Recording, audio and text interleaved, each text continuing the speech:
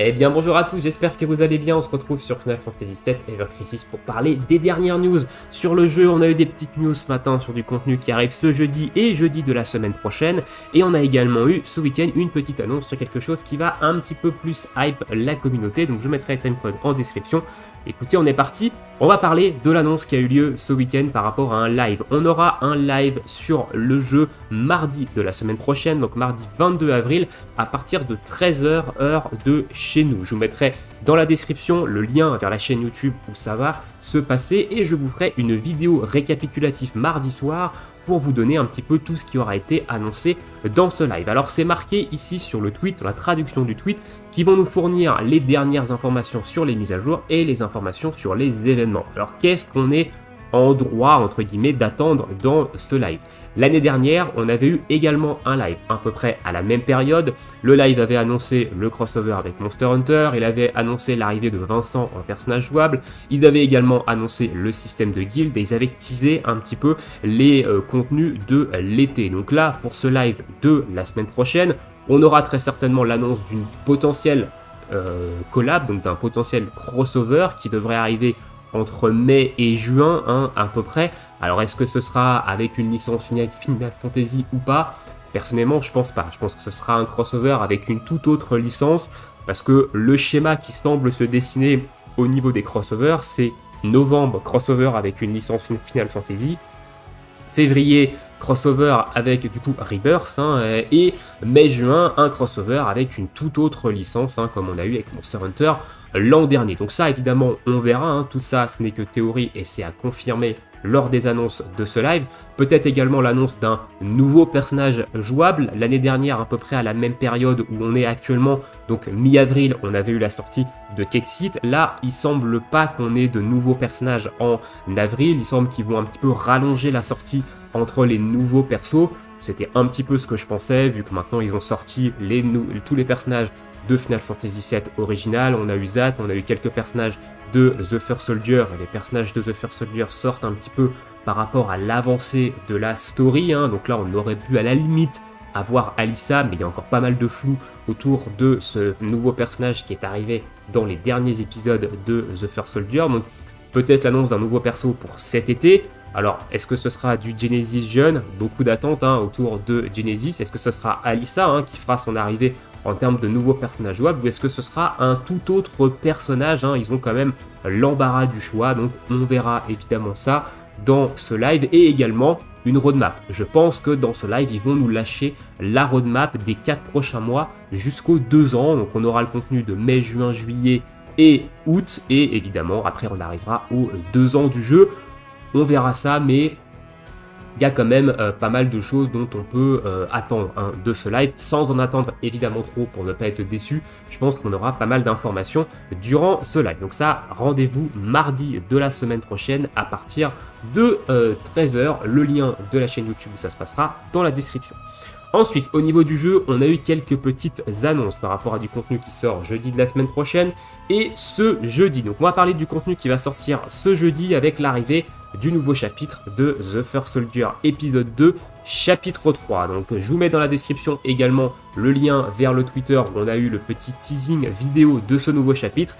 Est-ce que Sephiroth va enfin récupérer la fameuse Masamune ou pas? On le saura évidemment jeudi dans ce chapitre 3. Néanmoins, petite information très intéressante avec l'arrivée de ce chapitre 3, c'est l'arrivée de Crisis Medal dans l'extra section des chapitres. Donc là, dans la section des combats extra, on va maintenant avoir des Crisis Medal, et ça c'est très bon parce que on n'a pas eu de nouveau Crisis le mois dernier. Donc au niveau des Crisis Medal, c'est un petit peu la dèche, et avec le reset qu'il y a eu début avril de la boutique Crisis, personnellement, je peux absolument rien acheter, même pas le doublon de la Buster Sword de Cloud. Donc c'est franchement pas normal qu'on soit obligé de faire les écureuils sur cette monnaie, en sachant qu'il n'y a aucun moyen payant en fait d'avoir cette monnaie là. Donc il faut vraiment qu'ils trouvent un nouveau système, qu'ils fassent peut-être un rework des Crisis Dungeon pour qu'on ait en fait un apport de Crisis Medal de manière hebdomadaire et qu'on en ait au moins assez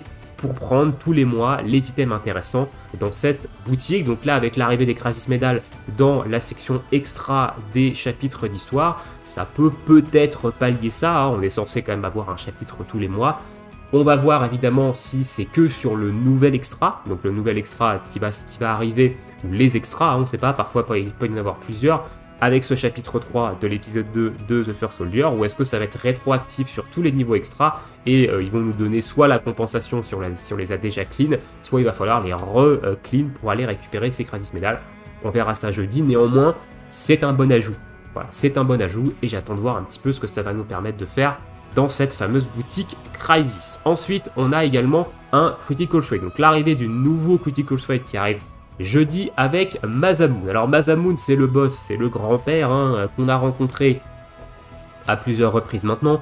On l'a rencontré dans la story de The First Soldier, on l'a rencontré également dans un Dungeon Ranking en début d'année.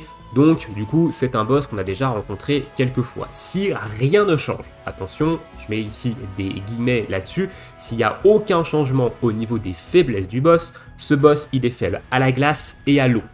Voilà, donc sous réserve qu'il n'y ait aucun changement, les faiblesses ce sera ça. Alors il y aura très certainement des patterns différents, hein. Je ne pense pas qu'il ait les mêmes patterns que lors de nos précédentes rencontres avec lui, mais en tout cas les faiblesses, si aucun changement, c'est de la glace et c'est de l'eau. Donc là-dedans, on est quand même plutôt bien fourni dans ces deux éléments, que ce soit en magie ou que ce soit en physique.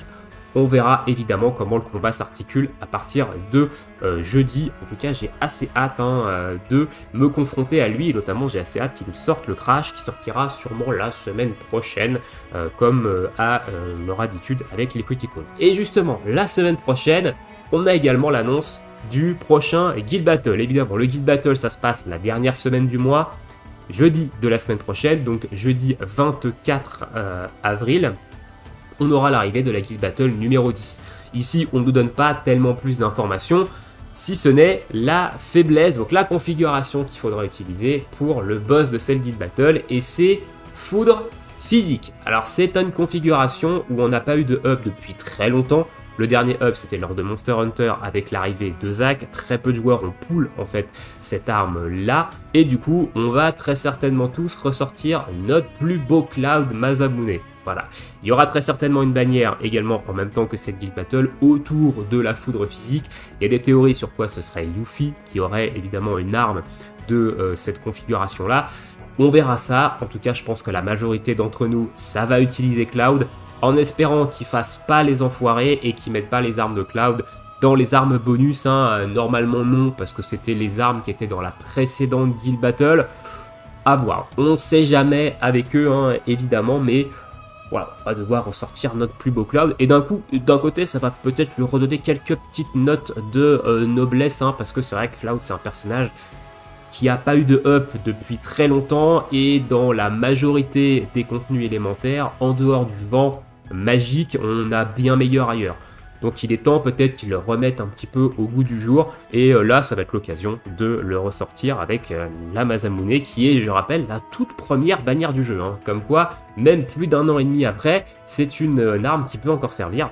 Personnellement, elle m'a servi quand même sur Léviathan de la Tour Brutale, donc c'est pas non plus quelque chose à acheter. Donc voilà au niveau des news. Je pense que j'ai globalement fait le tour. Alors il y a une dernière petite news, je vous l'ai pas mis ici, mais ils ont mis un petit post Twitter.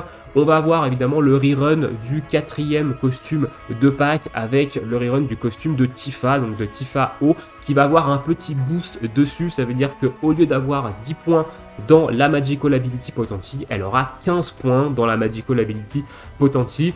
Est-ce que ça fait de ce costume un costume à vraiment aller récupérer? Honnêtement, si vous avez le costume du Nouvel An, donc l'Arcanum Hall qui donne 30% sur tous les éléments, ce costume évidemment est meilleur dans du contexte haut.